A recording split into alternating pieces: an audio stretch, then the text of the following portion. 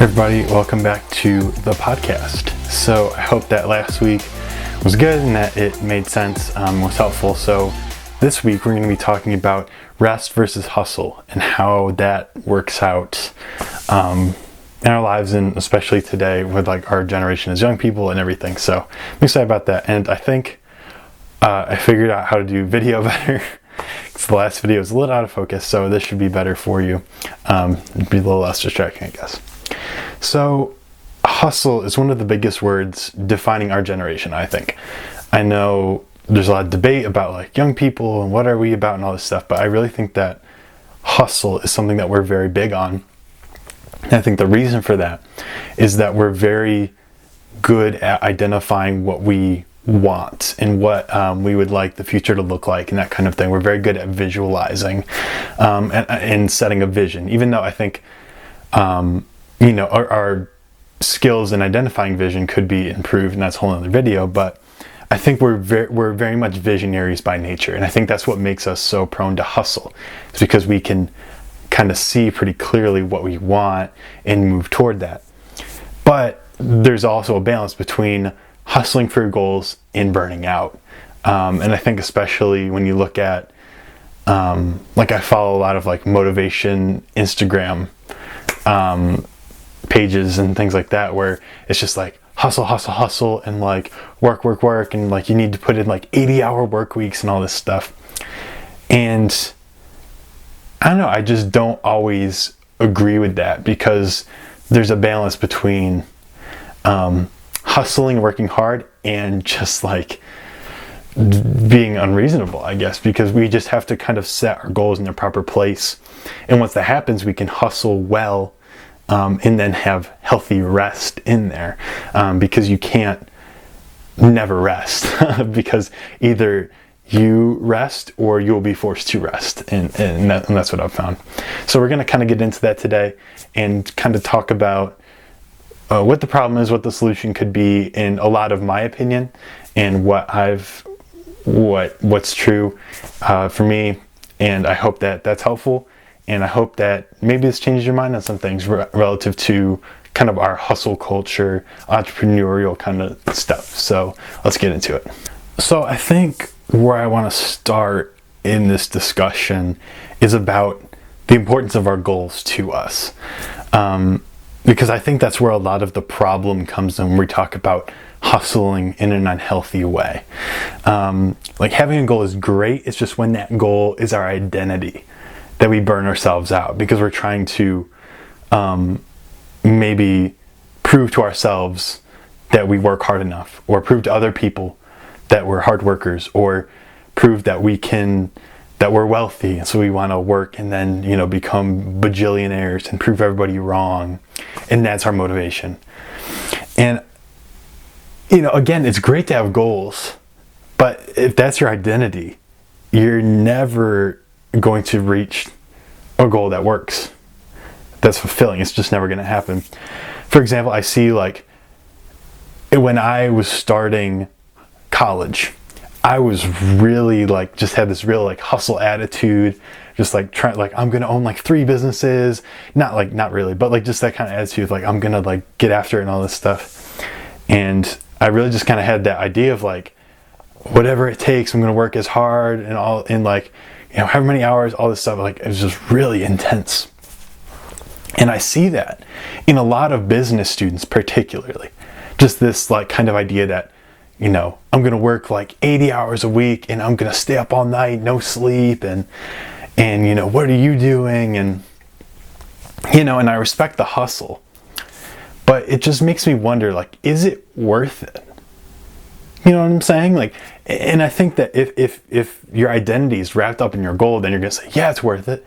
But if you really step back and say, like, is that going to fulfill me? Is that going to help me stay in a healthy rhythm of life? You go, wait, that's not worth it. And that's the decision I kind of made, was like, yeah, I'm gonna work hard, but at 5 o'clock I'm clocking out. Like or on Saturday I'm not gonna work. Like I'm gonna step back, because it's not worth it to me to be the hardest work. Like, that's not worth it. You know what I'm saying? Like, the goal is worth it, but that's not going to fulfill me. And so I can take time off from my vision. I can take time off from my goals because it's part of being healthy and having a rhythm.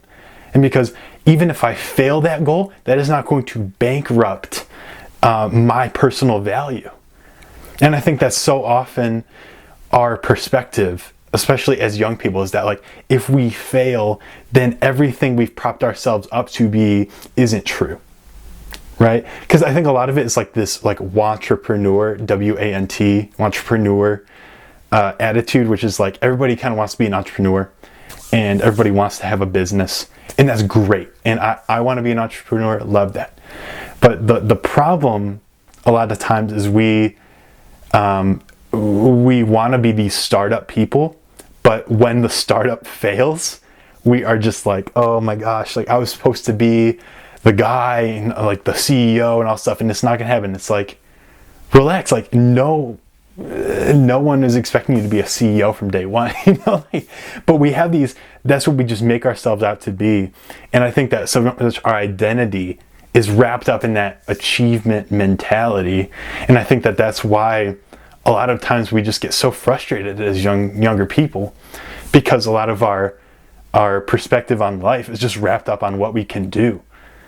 And that is a really bad foundation to set your life on, is that you can achieve enough and you can make yourself, and it's just not going to work long term. And that's what I've decided.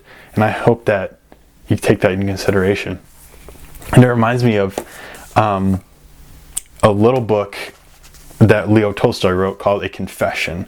And it's a book I really love. I've been working through, and Leo Tolstoy wrote War and Peace.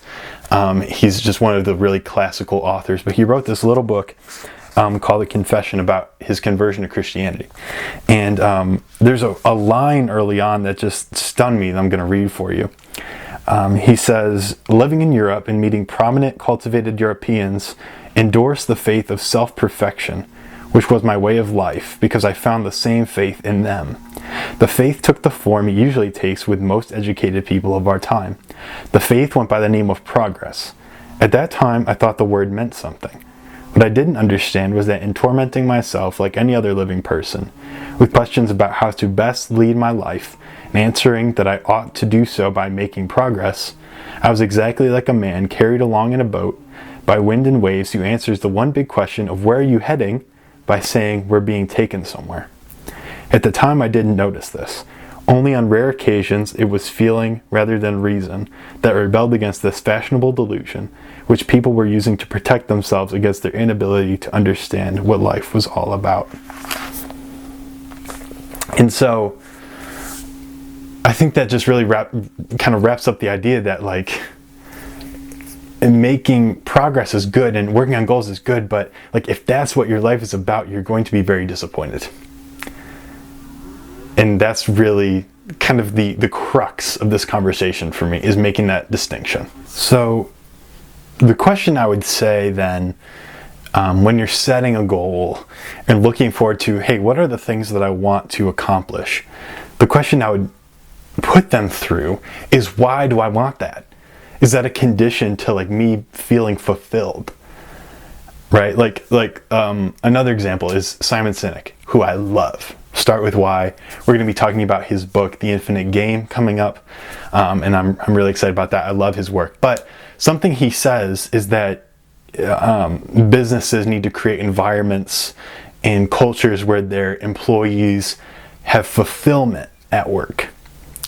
And with him, I think that I disagree with that, because I think that looking for fulfillment at work is like looking for a unicorn. You're never going to find it because it doesn't exist. I think that satisfaction can come at work. You can feel good about the effort you put forth relative to the rewards you get. But your work is not, in my experience, in my belief, is not going to make it easier to lay your head on the pillow at night. Right? And I think that so often we miss this, or we don't believe it.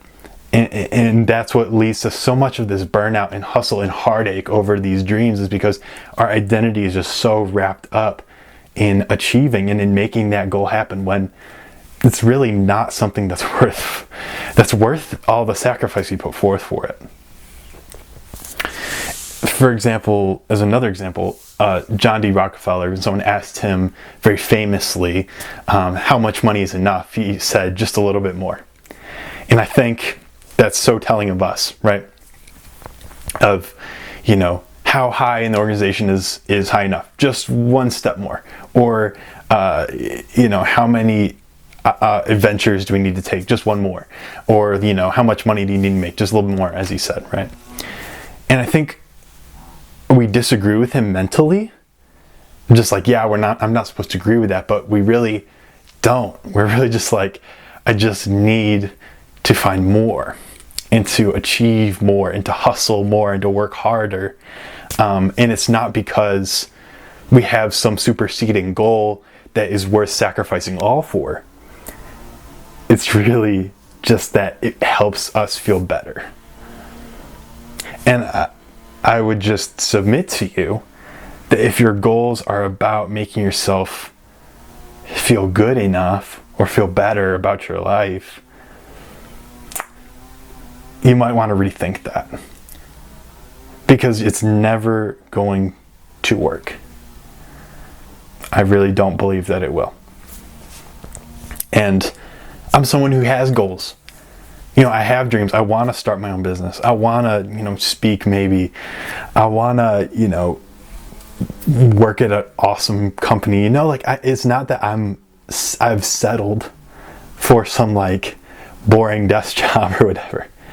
It's just that I've looked at the hustle lifestyle, and I've decided that I'm going to work hard, but it's not worth putting my whole life out in sacrificing balance and rest and health for achievement goals, because they're just not worth that sacrifice. So then the immediate takeaway there would be, make sure that your goals are, one, not tied to your personal worth. And that you understand that even if you fail, it doesn't mean you're less of a person. It's just that you failed, right? And that's not a reflection on your character necessarily. And then I think number two is to set goals that are worth it, that are worth strategizing for, they're planning for, and creating healthy routines to work toward, and not tiring yourself out and spending all this time and money, a lot of times, and energy and focus on things that don't matter, like the pride of achieving something, or what other people are going to think. That stuff is just not worth it. And once you break out of that, once you kind of take a step back and look at all the stuff you burned yourself out for, you kind of go, oh, I don't know if that was worth it. Like an example, I was thinking about, and I listened to Becoming Something with JP, great podcast, and something that he talked about was he a lot of how do you say it? Basically that a lot of the stuff he had worked really hard for, and the trophies he wanted and all this stuff, they're sitting in his closet and he hasn't looked at them, and just because they don't really matter anymore, right? And I thought about too, I worked really hard in high school for a lot of things, and I don't even remember a lot of that stuff. Not that I regret it, but it wouldn't be worth if I just really sacrificed everything and didn't sleep and all that stuff for stuff in high school. It wouldn't have been worth it, because I don't even really think about that stuff anymore, right? And it's just setting that right perspective of what does this goal really mean and represent, and understanding that it's not going to fulfill you. It might be satisfying, it might make you happy, but it's not going to make it easier to lay down at night. And I think once we just need to collectively understand that, and that's a lot, because that's just a lot of our culture. It's just kind of an unspoken thing that being busy and achieving and having so much to do and being so overwhelmed is like, it's like a virtue. And really it's not. It's really just like, I know a lot of people that are super chill that, wouldn't say that they're very busy, that I admire, and that have been more helpful to me than the people that are like, hustle, hustle, hustle, like it's just, I'm just saying, it's just much bigger than the hustle and the effort and the work. It's much bigger than that. But with that, I think I would be remiss if I didn't tell you the personal side of that, like what that looks like for me and why I feel so strongly about that, I guess. And because I think I referred to it earlier with Tolstoy in his confession, right? Is that for me as a Christian, like that's my identity is not about what I can do, what I can achieve, what I can bring to the table. Because I don't believe that that's what makes me valuable. I believe that what makes me valuable is being created in the image of God, and knowing Him. And so once you have rest in that, you realize, a lot of the stuff that I burn myself out for just doesn't matter, because I already won. Like it's already settled. And that's the thing that really changed the game for me. When I understood, my saying for my content used to be better. And now I hate that. Not that we shouldn't try to be better, but just that the idea that we should just do better is like, okay, it's a noble motivation. We need to understand that being better is not in and of itself going to make your life worth living. And once I figured that out, I think that's when I really got the momentum for this content. That it's not about just do your best and your life is going to be amazing. It's here are some tools to move toward goals that are worth pursuing. And this ended up being very long-winded, but the point though is like pursue goals that are worth pursuing. And that is going to make a lot of the difference in not burning yourself out for things that aren't going to matter. Okay, well, I promised that we would always have some daily, weekly application. So that's what we're going to talk about, is what is the solution? So we've talked about the issue of hustle and burning yourself out in this kind of tension. So what do we do about that? And I think the biggest thing is rest. Right, that's something that I learned a while ago, and my good friend Matt talks about this all the time and encourages me to rest regularly, and that's something I try to do. And so a big thing that he says is resting before you're tired. This is really important, because something that's interesting that I learned a while ago actually is that like when the first sign of dehydration is not like when you start to get like feeling a little weird. It's just when you're thirsty. So the lesson I took from that is like, if you, how do I say this? Like if you only drink water when you're about to pass out, life is going to be a roller coaster. But if you drink water when you feel thirsty, it's going to stay a lot smoother. And so the principle from that is rest when you're maybe when you're not feeling exhausted, but just make it a regular pattern. Because like I said, either you pick times to rest or you're going to be forced to rest, right? Either you make a regular habit of resting, or you are going to be so burnt out that your only option is to just stand back and just be like frozen for a minute because you're going to be so stressed out. And so that's a big thing for me, is rest before you're tired. Like for me, I try to set a day each week that's my rest day, where I'm not going to do any work, or I'm not going to work on extra stuff. It's just going to be a relaxing day. And it changes week over week. It's just setting that time of like, okay, today I'm going to relax. Or, it doesn't even have to be a full day necessarily. Just say, this time is going to be a rest time. And it's just a lot of times like you can be doing the same stuff that you do when you're just hanging out at home, but when you understand in your mind and you're aware that this is a rest time, it changes the game. Like for me, like I don't do much different things on my rest day than I do when I'm just, taking a break from something.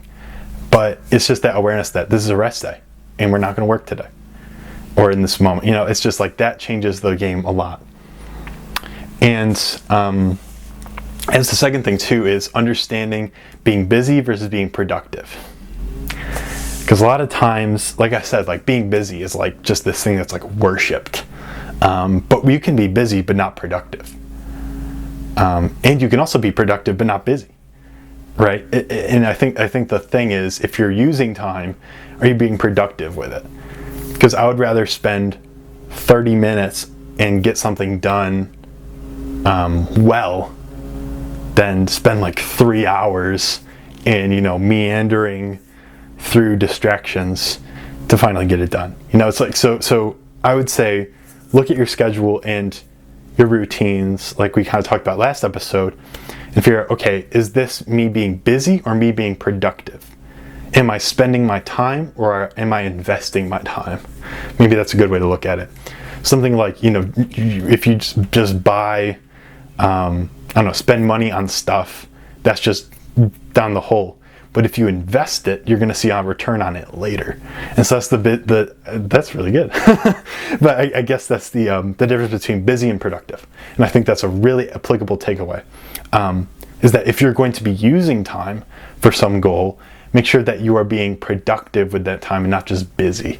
And that's something I find myself in a lot, is like, I'm just trying to be busy. It's like, okay, no, refocus, let's be productive. Let's get something done that's going to pay off. So I think those are some really two solid takeaways for this, but I really just wanted to speak a lot to that hustle mentality, because I think that's something that we fall into a ton. It's something that I've really had to think about and come to grips with as I've kind of sorted through beginning a career and that kind of stuff. And so I hope that makes sense, and that you'll be able to use those things this coming week and month, and who knows, into the future. So that's all I have for today. Kind of went in all different directions, but I hope that made sense, and that'll give you something to think about in terms of how you work and how you look at your goals. I really hope that's just a helpful perspective from my end of what it looks like to know that goals are great, but they're not going to fulfill you, and understanding that tension. So please let me know, DM me, email, whatever it is, if you have any thoughts, questions, counterpoints, whatever it is. I'd love to hear it. And something I'm thinking about doing is like some sort of Q&A where I can give answers back. So definitely not just a one-way conversation. I'd love to hear whatever your thoughts are. I hope that this is helpful, that it made sense, and that this will give you some action points that you can run with this week. So thank you so much for listening and or watching. Really appreciate it. And let me know if I can do anything different. Again, at Theoberta's Instagram. You can email me, DM, whatever it is. Love to hear about it and love to hear what you guys are taking away. So thank you so much, and I'll see you next week.